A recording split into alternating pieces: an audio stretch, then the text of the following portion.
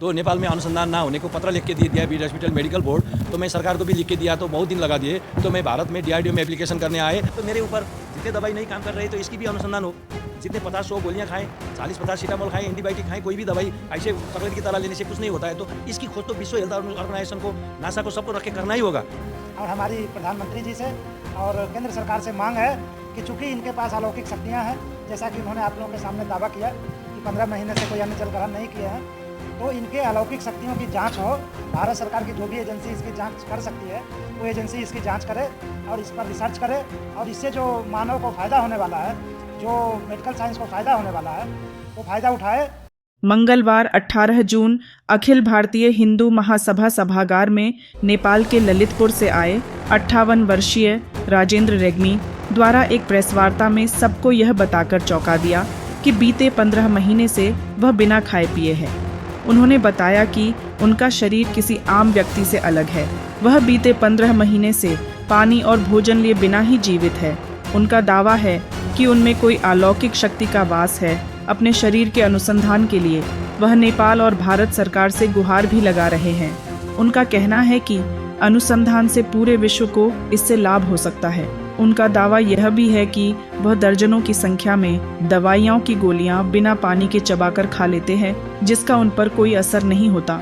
आइए उनसे ही सुनते हैं। मैं निरारी बाबा की जांच पड़ताल भारत सरकार की रक्षा मंत्रालय DRDO ने किया था।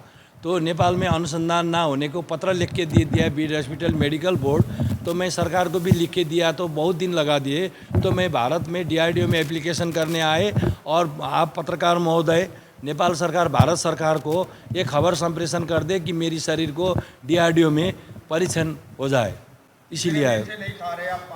ये 15 महीना हुए, तो 15 महीने हुए तो मुझे खुद को मालूम हुआ ना, कोई चीज़ लेने से मुझे तकलीफ जब शुरू होने लगी तो प्यास नहीं लगी, तो डिवाइन पावर की मतलब समझ गए, तो उससे मुझे पूरा मालूम हो गया।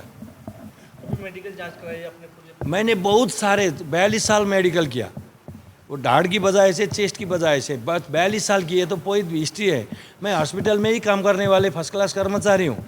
तो मेडिकल में तो क्या क्या रिपोर्ट देखते थे, डॉक्टर भी हैरान हो जाते थे। तभी मैं जिंदा था, अभी भी मैं जिंदा हूँ। आप लोग को बता रहे हैं कि सारे मेडिकल आम आदमी, विश्व से माफ़ी मांगता हूँ, किसी की डॉक्टर की प्रेस्क्रिप्शन के बगैर नहीं खाए। तो मेरे ऊपर जितने दवाई नहीं काम कर रहे तो इसकी भी अनुसंधान हो। जितने 50-100 गोलियां खाएं, 40-50 सीटामोल खाएं, एंटीबायोटिक खाएं, कोई भी दवाई ऐसे चॉकलेट की तरह लेने से कुछ नहीं होता है। तो इसकी खोज तो विश्व हेल्थ ऑर्गेनाइजेशन को, नासा को, सबको रख के करना ही होगा। मैं उसी को के लिए आया हूँ। मैं जांच करने के बाद जब अलौकिक पुष्टि होगी, ये पुष्टि होगी, विश्व में मेरे नाम में एक पैसा नहीं रहेगी, मकान नहीं रहेगी, मेरे पास कोई चीज़ नहीं, संसार को पता चले, जितने भी मेडिकल हो, जो भी हो, ये शरीर के बारे में जितने अनुसंधान होगी, वो सारे विकलांग, जैसे भारतवर्ष मतलब कि भारत और नेपाल दोनों देश की आपसी समझौता से उन्हीं की हित में खर्चा किया जाए। नेपाल सरकार ने अभी तक वो चिट्ठी लेके DRDO में नहीं दिए, और वो क्या कर रहे थे कि नासा ले जाने को प्लान कर रहे थे, वही तो आवाज़ आ रही थी। तो ये प्रकृति को तो नासा तो बहुत दूर की बात है। तो मैंने DRDO को बोला, एक पत्रकार जी की नाम नहीं ले रहे हैं, तो उन्हें राष्ट्र मंत्री जी को भी बात की है, तो उनकी शक्ति क्या है, तो उनको हम लोग अब गवर्नमेंट वीसा के लिए सब कर देंगे, तो हम नासा भेज देंगे। तो नासा रिटर्न करेगी नहीं करेगी, वो ऐसी प्रकृति की DRDO तो किए हैं, तो इसीलिए मैं आए DRDO के लिए। अभी दिल्ली एक सवाल हो रहा है कि यहाँ से दिल्ली में जब आए हो आप, तो कौन सा संबंधित विभाग से आपने बात की इस बारे में? मैंने DRDO में जाके एप्लीकेशन दिए, वो एप्लीकेशन तो दिए, अभी तो वहाँ वो कर रहे हैं। तो हमारे राजदूतावास में जाके, और राजदूतावास में कार्यवाहक राजदूत थापा समथिंग है, उनसे मिले। उनने वो DRDO तो आर्मी की है ऑफिस है, सारा डॉक्टर, तो उनने उनकी जिम्मा लगा दिए। प्रकाश लामिछाने वो कर्नल जी हैं।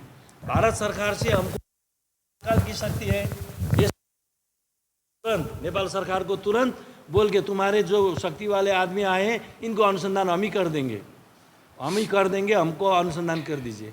अखिल भारतीय हिंदू महासभा के द्वारा राजेंद्र रेग्मी को समर्थन देते हुए सरकार से अनुसंधान की मांग की है और उन्हें हर मदद करने के लिए आश्वस्त भी किया।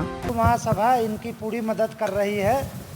चूँकि ये नेपाल हमारा पड़ोसी देश है, मित्र देश है, और वहाँ से हिंदू संत आए हैं, तो अखिल भारत हिंदू महासभा इनका हार्दिक स्वागत करती है और हिंदू महासभा से पूरा इनको समर्थन मिलेगा, सहयोग मिलेगा, और हम सहयोग कर भी रहे हैं। और हमारी प्रधानमंत्री जी से और केंद्र सरकार से मांग है कि चूँकि इनके पास अलौकिक शक्तियाँ हैं, जैसा कि उन्होंने आप लोगों के सामने दावा किया कि 15 महीने से कोई अन्न जल ग्रहण नहीं किए हैं, तो इनके अलौकिक शक्तियों की जांच हो। भारत सरकार की जो भी एजेंसी इसकी जांच कर सकती है, वो एजेंसी इसकी जांच करे और इस पर रिसर्च करे, और इससे जो मानव को फ़ायदा होने वाला है, जो मेडिकल साइंस को फ़ायदा होने वाला है, वो फ़ायदा उठाए और नेपाल सरकार को भी सहयोग किया जाए कि इनके परीक्षण से जो लाभ प्राप्त होगा उसका नेपाल की जनता को भी लाभ हो, वहाँ की सरकार को भी लाभ हो। कि ये महाराज जी का दावा है और इसमें मैं कुछ नहीं कह सकता। ये तो मेडिकल परीक्षण जब होगा तो उसी के आधार पर कुछ निष्कर्ष निकल सकता है। लेकिन मैं तो चूँकि एक हिंदू होने के नाते हिंदू संतों पर भरोसा करता है, संतों पर विश्वास करता है, और एक संत के नाते निराहारी बाबा दावा कर रहे हैं, तो मैं इन पर भरोसा कर सकता हूं।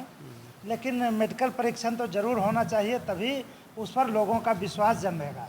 राजेंद्र रेग्मी द्वारा भारत के डीआरडीओ को पत्र लिखकर अपने शरीर के अनुसंधान की मांग की है। भविष्य में इसके क्या परिणाम आते हैं, क्या सच में ऐसा संभव है? अगर ऐसा प्रमाणित हो जाता है तो पूरी मानव जाति को इसका लाभ प्राप्त हो सकता है।